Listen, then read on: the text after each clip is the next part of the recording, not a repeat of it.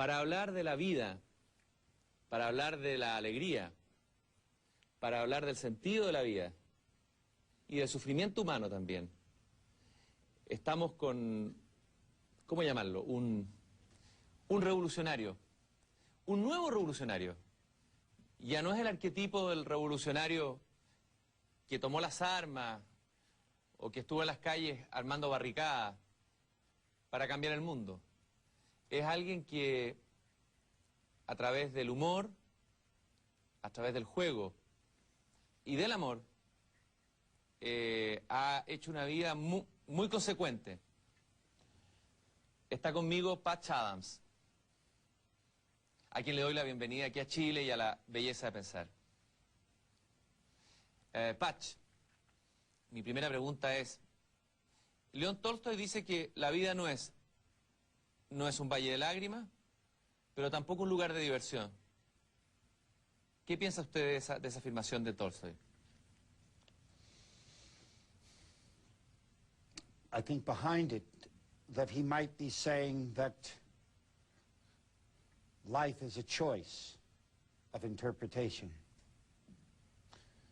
He's saying that some have interpreted it as a valley of tears and some as an entertainment.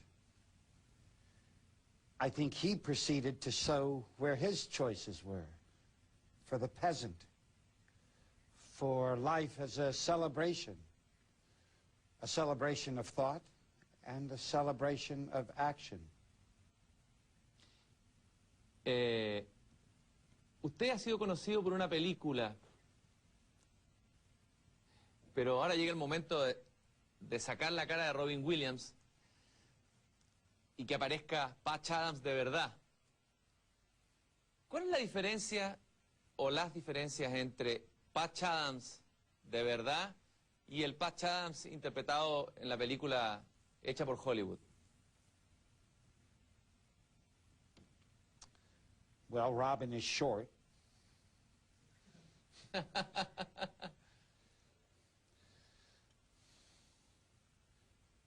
period of time taken in the movie was when I was in medical school, 1967 to 1971. The United States was in the throes of revolution, a revolution against the Vietnam War and a revolution against racism in the civil rights movement.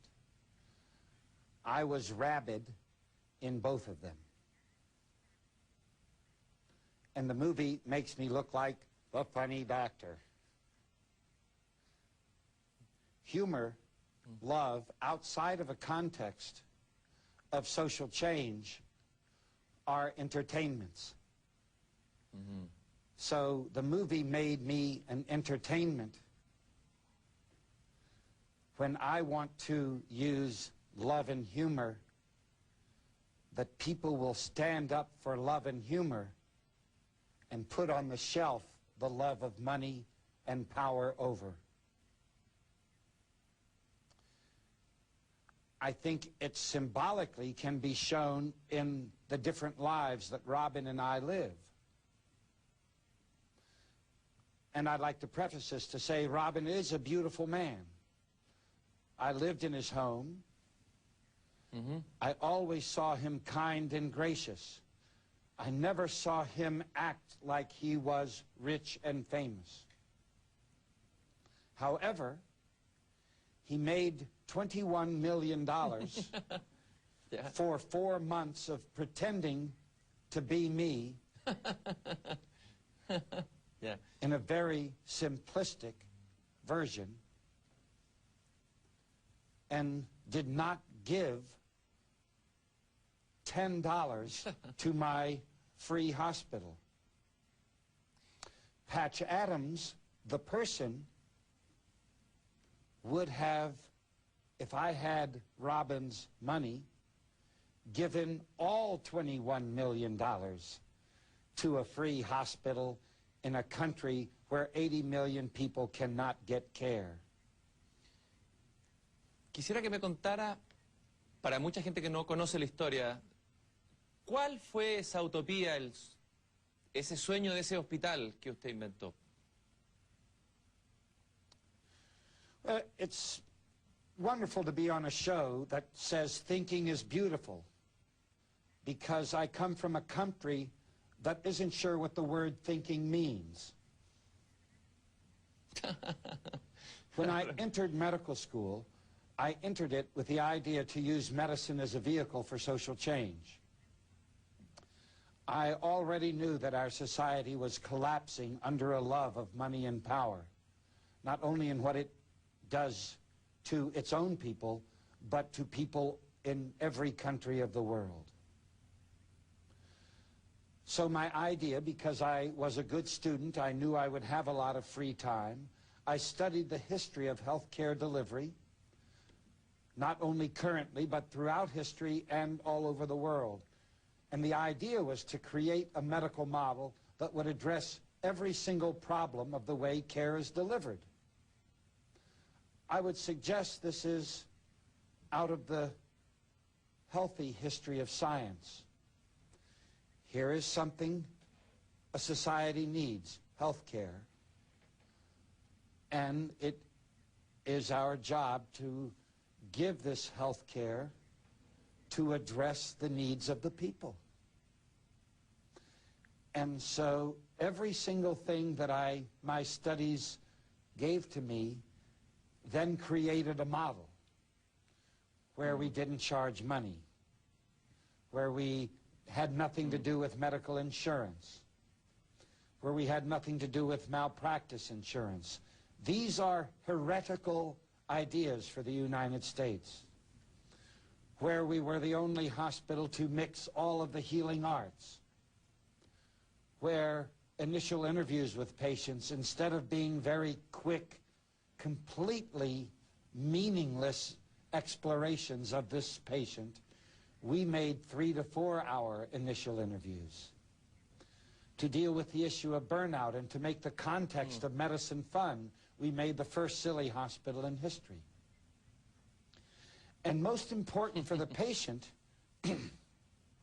we realized in doing these long interviews what people from Tolstoy's time to the present have been writing about all over the world, and that is our adult humanity is most unhealthy by their giving up a love of life, a vitality, and a sense of privilege and gratitude for being alive, whatever their social position.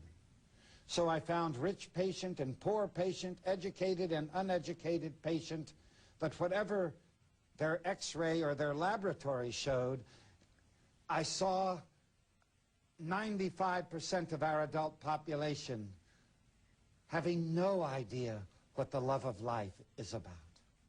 So what did it matter if I cut out a tumor or corrected a blood pressure if their life still sucked? I thought I did nothing. 10 more years of a miserable life, am I to be applauded or cursed? And so from our very beginning, we wanted to mix medicine with real life by making our hospital a communal hospital. In a way, their disease was a trick to get them in a setting that we call a hospital that is in truth a university for human culture. So we mixed medicine with performing arts and crafts, agriculture, nature, education, recreation, social service. We used their disease of their kidneys to introduce them to friendship, to having a real meaning in their faith, to have a real experience with wonder and curiosity and passion and hope, not as words in a dictionary that one strives for, but as a natural experience when one wakes up. ¿Cuándo cree usted que perdimos? El ser humano perdió, y nuestra civilización perdió el camino. Cuando traicionamos el amor. ¿De dónde viene el origen de estos males, esta idea de medicina, esta idea de sociedad, digamos? It's a great question. And it's a question that whoever cares for humanity, and I'd like to declare at the front that my revolution is a revolution of care, clearly. One of the first things I started to study in my youth was primates. There are 5 great apes, and only one of them lives alone. The rest of us live in groups. The group comes first. We care first for the group. Intellectually, philosophically, the idea of the individual is very new to human history. It's no more than 200 years old, the idea that we are an individual,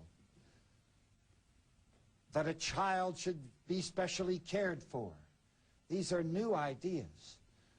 That before that, we were conscious of a group, of extended families was the closest to modern times. But for most of Homo sapien history, we lived in what a gorilla or a chimpanzee would be a group. Would never have thought of me. They would thought of a group. And this worked for humans, I think, until agriculture. The owning of land, my land. When the Native American people had Europeans come and say, we own land in Europe, the Indians said, how can you own land? God owns the land. It was inconceivable to the Native American, this idea of ownership of land, my land. And so arrogant, because the land is in charge of the land. Its drought or rain or what happens to the land is millions of years old. Not my land.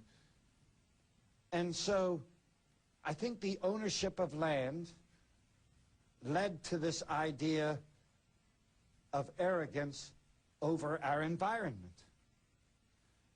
And hence, in today's form, we are headed for extinction for our complete disregard for our environment. The human environment, when we start having recorded history in the West, 5,000, 6,000, 7,000 years old with the Sumerian tablets, that we don't know what really happened from land ownership to this time. So when recorded history comes in, if we look at the Greeks, Herodotus and Thucydides, we see that they record history in terms of power over. Women have shown us, when the feminist movement came, that it was his story, history. And that story is stories of war, of leaders. Then, once the war has been won, it is a story of winners of wars, not losers of wars. And once you have a winner, you distribute the land most to the generals, second to the captains, third to the lieutenants, and the crumbs for the soldiers who actually did the work. And somewhere there, power over became the value system. And that makes sense if we look back at primates. In the gorilla or the chimpanzee, this idea of the silverback and the hierarchy of power. A wonderful Dutch primatologist, Frans de Waals, has written 6 great books on the chimpanzee. One, Chimpanzee Politics.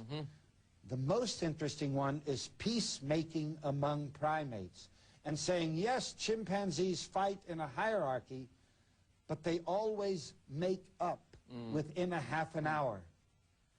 As men lean towards the sword of power.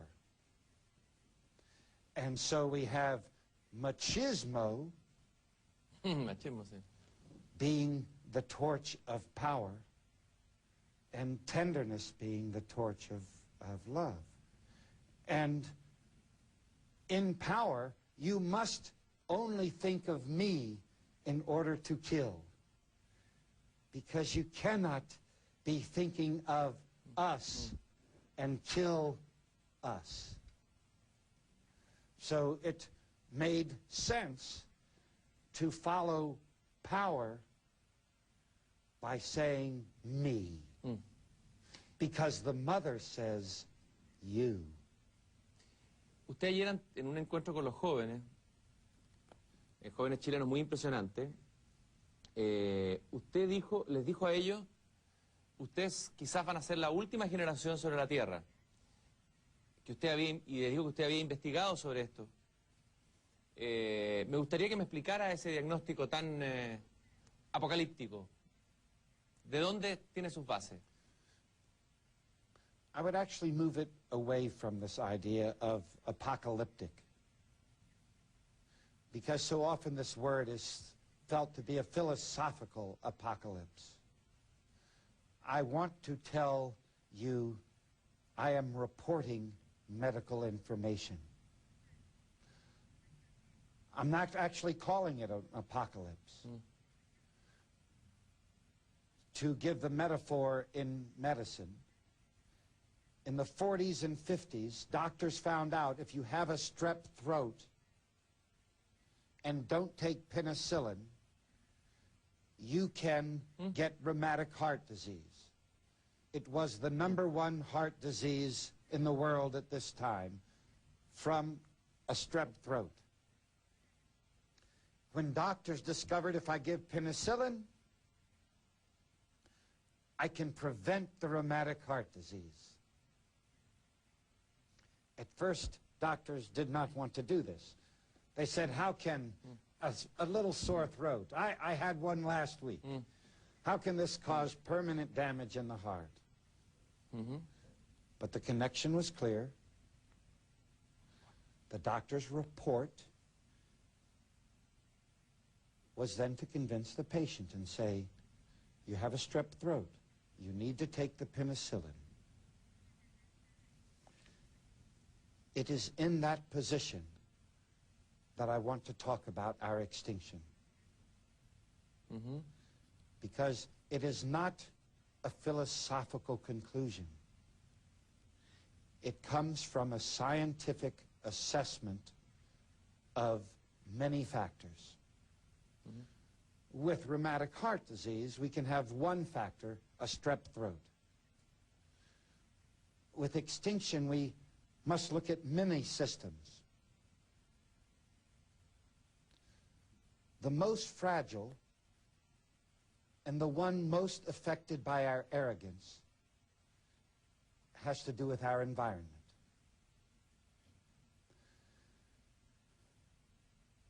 There is a huge body of literature that talks about global warming,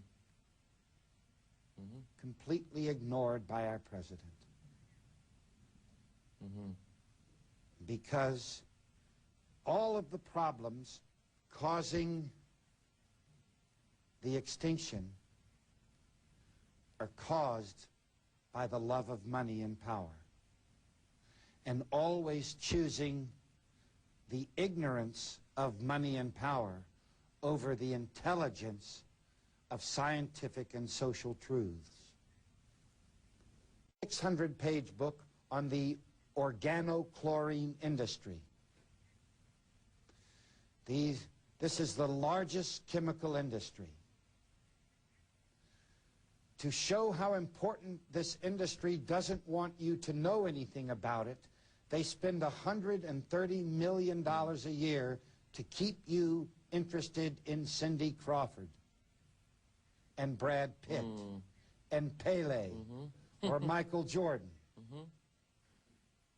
Because if you found out about that industry, let's hear facts that are available for all of us. 40 billion kilos of organochlorines are put in our environment every year. It means more than 11,000 chemicals. They have only tested 300 or 400 of these chemicals.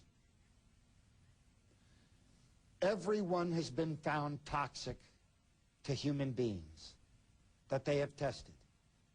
And they didn't test all 11,000. And that's just our environmental systems, isn't it? Let's go to our social systems, because I want to answer your question, because there isn't a second question than addressing our extinction. Let's take our social system. Last night at the university, I read one of your famous doctors, Enrique Accorsi, a list of things I asked him. I said, Enrico, tell me about the state of the health of the Chilean people. He would know. He would not want to exaggerate. He is a caring physician. We became friends on my last visit. He took me to Neruda because of our mutual love. On this list, may I get some of these ideas? Pero claro, of course. Here is his list to show you I am not making it up in Spanish.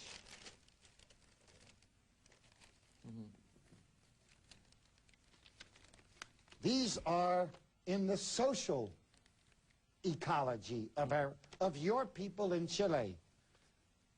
How he divides the population into 5 different segments of the 20% that are poorest, the 20% that are richest, and in between. De todas estas cifras, ¿cuál es la que le impresiona a usted más de la situación de Chile como médico, de nuestra Of all enfermedad? of these things, ¿Cuál es la más grave? The one that tells us that we will be extinct the most, your men beat your women. The world champions in domestic violence. And I want to look in the camera and tell these stupid men of Chile, you beat your women and you kill your future. You can beat each other, but when you beat your women, first of all, you show your cowardice because you know you can beat her up. And you need, because of how small you feel, to do this. You cannot beat your women. You are also world champions in beating and mistreating your children. Where is there a future? But let me tell you, in my condemnation of your beating your women, there is something greater beating you. Because you would not beat your women if you could end the difference between your rich and poor. If you could take care of your elderly and not give them wages that they cannot survive on. If you who had money saw it not as a way to have fancy vacations and BMWs, but to care for your poor, your women, and your children.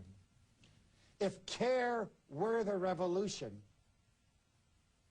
then you would not have to feel so small and so damaged and so humiliated by your unemployment and how unvalued you as a man are by your political and economic systems.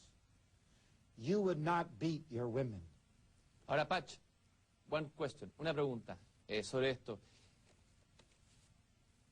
Claramente el diagnóstico de la situación del mundo y dentro la nuestra, Chile como país, es negativa. Ahora, hay que cambiar, hay que cambiar.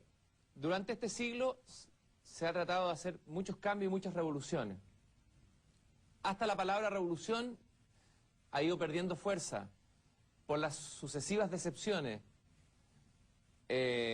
por porque todos han fracasado en el intento de cambiar el sistema. ¿Cuál es la diferencia entre esta propuesta revolucionaria suya con la cantidad de propuestas revolucionarias que han habido en la historia humana? Well, let me challenge you. In the macho, revolutions, they have been revolutions around money and power. The communist revolution wasn't a communist revolution. It was money and power, meaning men, once again, and this has been true of these revolutions. They have been men revolutions. And the problem with men revolutions is that they like money and power. All right, let me tell you of some other revolutions that have happened that you did not include in your revolutions that are doing very well. Walt Whitman was a revolution in poetry. David Thoreau también, de Thoreau. Yes. But let's talk about Walt Whitman because we can relate it to a great Chilean poet, Neruda. Walt Whitman's poetry, not only in its form, but its content, was a poetry of revolution, influencing poetry all over the world and influencing people like me who believed, as Walt Whitman and Neruda both did, that the people are beautiful, that life is beautiful. Rich, poor, it's all beautiful. You can love all people. Walt Whitman has poems. I love the farmer. I love the mechanic. I love the carpenter. I love the priest. I love the beggar. I love the drunk. He has poems that say those words. And that revolution has been carried to the present. You're carrying it on your table here with the book of Neruda's poetry. So that revolution in poetry, all right? There have been revolutions in music. You know, Beethoven was a revolution in music as a romantic and gave possibility in music that will live as long as humans live. And that revolution is touching people today. Last night, we heard a man say, "What makes you alive?" And he said, Bach. Bach was a happy man, happy family man. And his revolution is making me powerful for the revolution of care. If we had love, if we had a revolution of care, it wouldn't matter whether you were a democracy, a socialist, or a communist, because in care, all are cared for. They're all cared for, whether it's the people in democracy or people in socialism. The problem is, simplistically stated, men have always done the money and power, and the women have always done the work of love, with a few men being inspired by the revolutions of care, Christ and Buddha, and Walt Whitman and Neruda. But the real carrier of love and humanity throughout history has been our mothers. It was for me and for all people that the real revolution in love have been mothers, but as we see in Chile, men beat their women. Hermann Hesse hablaba de la madre universal. Yes. Usted lo que me gusta de lo que usted plantea, que no es una teoría que salió en un escritorio, porque hay mucha gente que ha inventado teorías y revoluciones en su escritorio. Usted ha hecho una revolución. Por eso que sus palabras tienen autoridad. Me gustaría que me contara cómo usted de alguna manera ha revolucionado la medicina. Usted hizo ahí una revolución, una pequeña gran revolución. ¿Qué es lo central de esa pequeña gran revolución que usted hizo en la medicina? Y que nos puede servir como modelo para otras revoluciones que se pueden hacer en otros ámbitos. The revolution I have wanted in medicine is still in its infancy.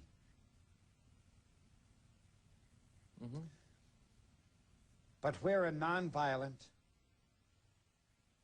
think mother, think love, compassion, and generosity, if we refuse to accept the sword of money and power and men who beat women,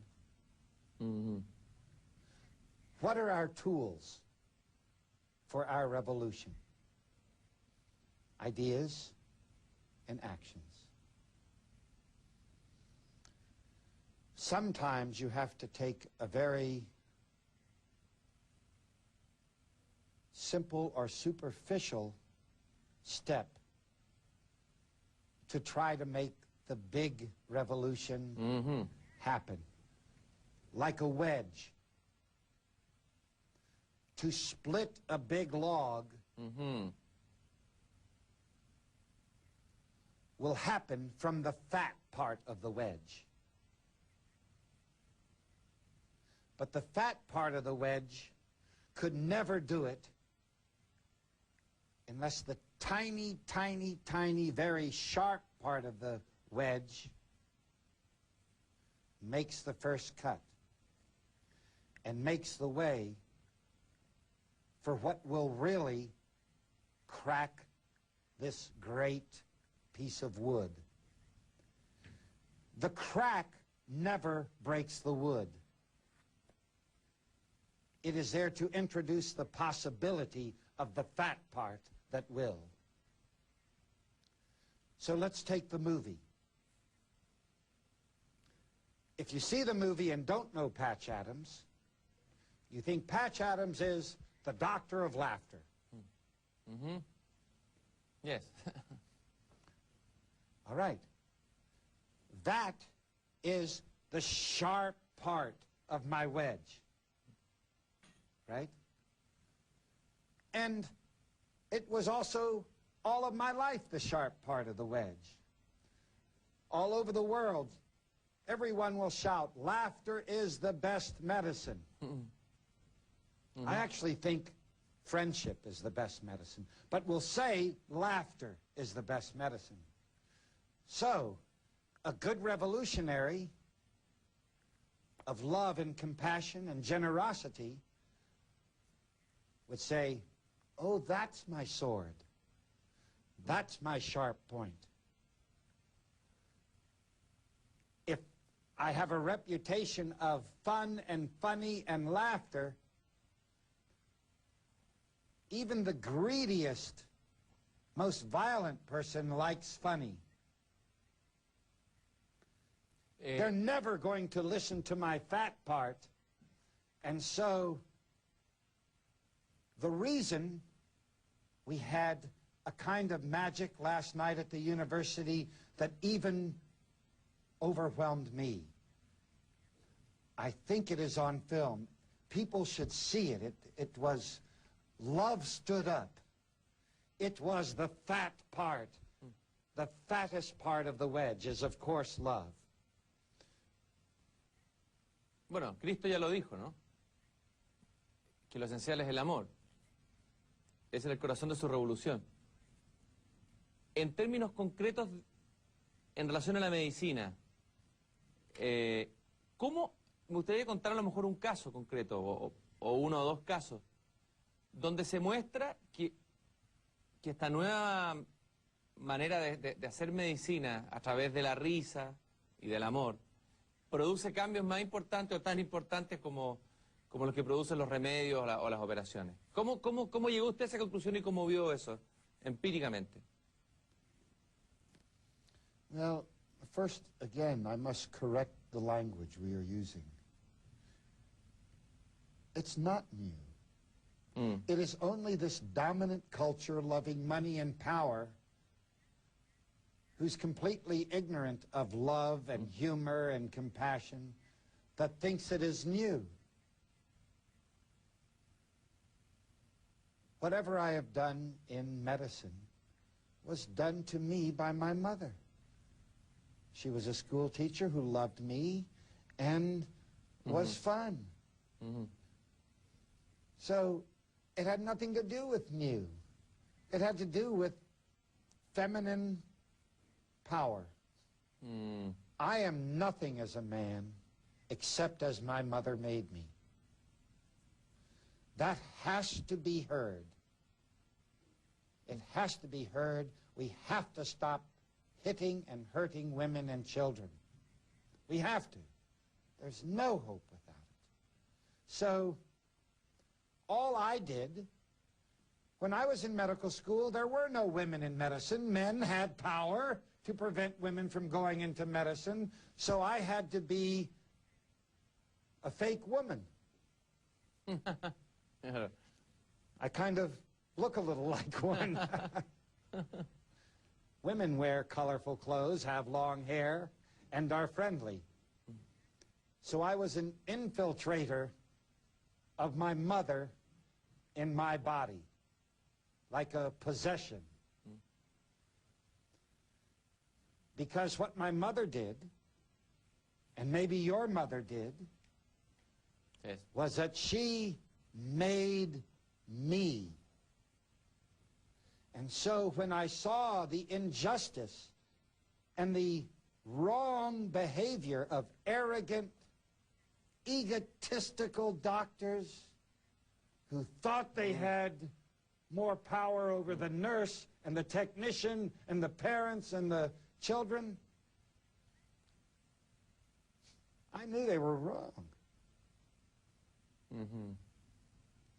And I can give my 34 years in medicine is a constant story of that wrong and the constant truth of the power of love and humor. And I'll give you a couple of examples. When I was a medical student, I was in the emergency room, and a family's child was brought in dead from an accident. When I was in training, never once did the male doctors ever mention the word love, ever mention the word compassion, ever mention anything to do with actual human exchange of something other than information and procedure. They did that very well. It was such a wrong direction. So I had no training as another male doctor who was supposed to follow in those footsteps to what to do with this family. You know, I can tell them the child will go to the morgue and that maybe you need a prescription for a medicine to help you sleep. Completely ignoring that they just lost their child. They're weeping and they're going, well, maybe you need a sleeping pill for the sleeping and we'll be sure to take care of all the... So what did they teach me? Call the nurse, which means call the woman. They know how to deal with humanity. But I said, no, I'm not going to call a woman, a nurse. I'm going to be that. What do I have? One, I can have kind eyes. I can have a face that tells them something. Like my mother's face told me something. I have my hands to reach out and touch them. Then what do I have? What are the words to say? No education. The doctors didn't know the words. So I went to where it was easiest. I saw the family were Baptists, Christians. I'm not a Christian. But I know Christ. And I said, do you mind if we pray? They were shocked. The doctor said we would pray. I went down on my knees. I held my hands together and took all of my mother's love and what that meant, and it came out the metaphor of Christ's love with all the sincerity.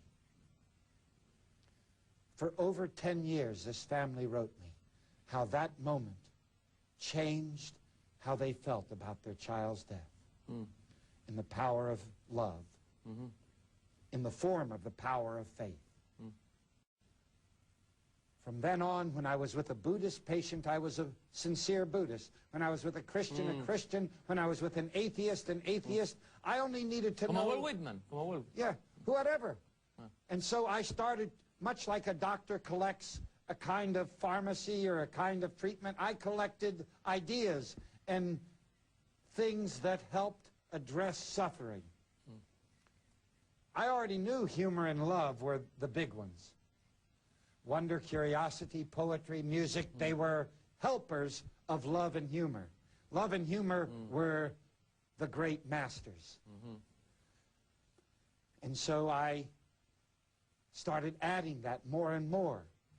I started carrying toys in the pockets of my doctor's gown, and let's go many years later, when I started to take clowns to very poor countries that had no pain medicine. I remember a time, this was holy like last night, only it was all in one instead of a room of 1,300 people. We were right after Estonia got its freedom from the Soviet Union. I said, let's go to a country who just gets its freedom so we can taste this feeling. It was after 2 weeks of working 10, 16 hours a day in hospitals of poverty where they have no medicine for pain. So when a child has bone cancer, they just scream in pain. They just scream in pain, and the mother sits there faithfully loving them and stroking them while they scream in pain. It was the last hospital of the trip. It's impossible to say the fullness and feeling of joy of spending 2 weeks to take suffering. Well, I went into the hospital. I saw this mother stand outside of the door, and I saw her crying, and I knew the clowning was not for her, but what was behind the door. I walked through that door, and this was 7, 8 years ago, and I remember exactly like it was a movie you're showing me. And there was a young boy, 6 years old, named Rido. I never even hear this name before. And 3 women around, because most doctors in those countries, poor countries, a lot of them are women because men want to make more money, which is why they go into medicine in America, because they make more money. Claro. So 3 women were around his table. This was a burn hospital. He had 80% of his body burned. The tiny little face had no burns, and everything down to his knees was 3rd-degree burns. If you haven't seen what that looks like, you cannot look at it. Your eyes are not prepared. I'm a doctor. I could see that he was covered everywhere, ears burnt off, horror, except for this beautiful, unburned little part of his face. He was screaming, screaming, blood-curdling screams, which is why his mother outside the door wept like Mary wept. It's so hard for a parent to see a child weep so. And they were getting ready to change the bandages, and if you're to live through this kind of burn, you must change the bandages frequently, clean it, because infection will kill you, because your skin is your protection. An hour and a half it would take, and we just went in at the beginning. So I knew that they were ready for an hour and a half of the worst possible screaming. But these women, they were focused. They were not... Most men, if they were in the room, would leave. They couldn't even take the screaming, much less be focused to change these bandages. And they knew they had to make pain, because when you clean a wound, you take scissors and you cut skin. You can imagine if I take your skin and cut it with no pain medicine, what that would make you do, scream. And this was Rido's every moment. And I'm standing there as a father of a child of the same age, a doctor way back in the back of a clown's costume, weeping, going, what can I do for this boy. I see that they don't even have money for gloves for sterile technique. And so I abandon my scientific training and I go up to the boys. They move away for some preparation.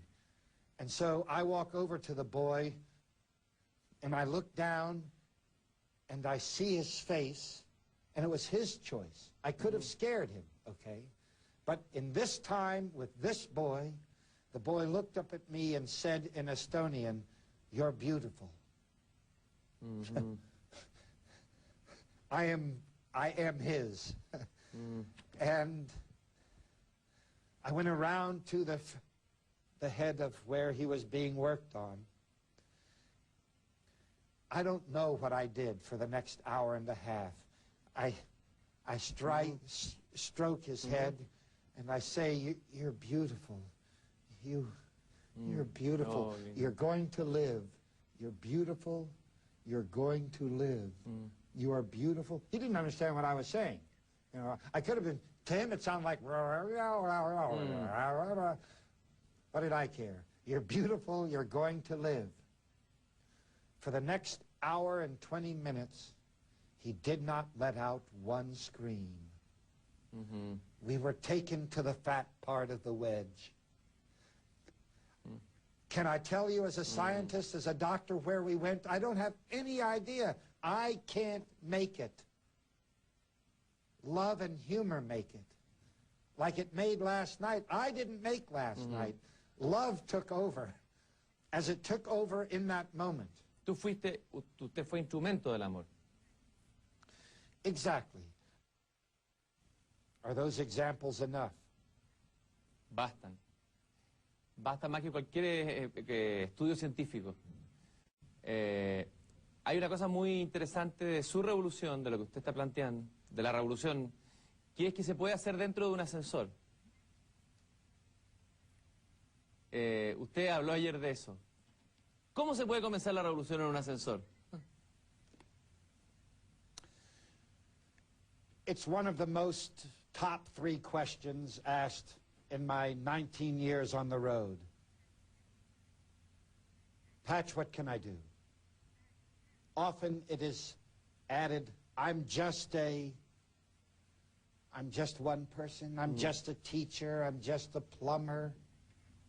What can I do? The most revolutionary thing I can say is what I will say. Every human being who wants a revolution of care can make the personal decision that the moment they leave their house until the moment they return, every moment in the public space, they can make the personal choice to be universally friendly and a celebrant of life. In those 2 gestures that are free, they take no intelligence, they take no personal training, they take no money. And the reason it's harder than anything else is that you must step out of me and my hard life, me and my aging, me and my cancer, me and my lost love, me and I'm too short, me and I'm not good enough on the violin, me and the coffee I spilled on the shirt, and all of that me is placed on a shelf for you. For you, the citizen. For you, the woman who was beaten last night by her husband, but you don't know because she's on the elevator. Maybe you see a black eye.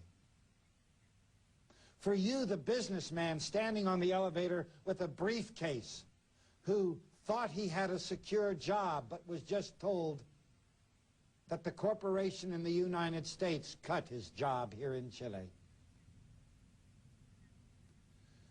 For you, the poor person on the elevator who went to the social service office to say, I've got 4 children, how can you give me just $200 a month?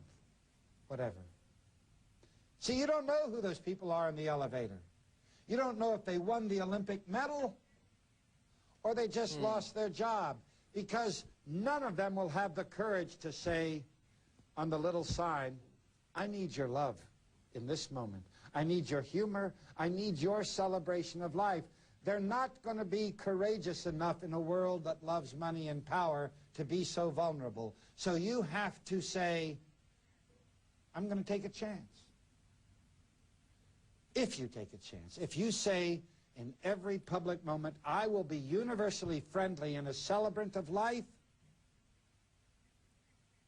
you are Christ. Mm-hmm. You are Marx and Engels. You are more Mary. My favorite painting is by Leonardo da Vinci. It is his Madonna of the Rocks. Ah, es bello. Oh, it's beautiful. Sublime. Every time I go to London in the National Gallery, I go and sit in the National Gallery for 2 hours, I like to, and watch this look of the mother. Oh, And impresionante. Mary is not Jesus' mother.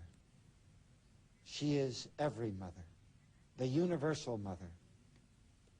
She is the simple gesture. The door opens on the elevator, and with your eyes sparkling and a smile on your face, 'cause that's what happens. When the door opens in the elevator, that's really what happens when you open the door and leave your house. The world is the big elevator, and the person standing next to you has injury. Tiene herida, tiene herida. And you are the mother. You are the Christ, the Buddha, the Neruda, the Walt Whitman. You are the child. You know, it's so interesting. Children could walk into a room full of murderers, vicious, horrible people, and play with them all uninhibitedly in love and tenderness, because they haven't yet been introduced to the love of money and power. En el poder del dinero. Patch, estoy muy agradecido de tu presencia en Chile y aquí en la Belleza de Pensar. Se necesitan muchos Patch Adams, a lo mejor. En las mañanas, a veces, cuando uno sale de Santiago de Chile, ve a la gente muy gris, muy triste, con la cabeza agacha. Se necesitaría tener varios clones tuyos que abrieran el ascensor y transmitieran este mensaje maravilloso que tú traes como instrumento del amor. Y te quiero hacer un obsequio de un periódico que yo hago con un grupo de amigos en que tratamos de también de cambiar lo que los medios de comunicación muchas veces hacen. Muchas gracias, Patch, por haber estado aquí en La Belleza de Pensar. Thank you. And Christian, I want to say back to you, I have been on television and in the media for 18 years and never once felt the beauty of thinking. It was shallow and stupid. Interviewers asking me, who's trying to help people, what Robin Williams was like. That's their intelligent question. Or even stupider question. So I don't know why you're allowed to do this show. But whatever it is, keep courage. Muchas gracias. Keep knowing that it is only really through thinking that the decision for love will be made. Thank you very much. Gracias. Thank you. Thank you.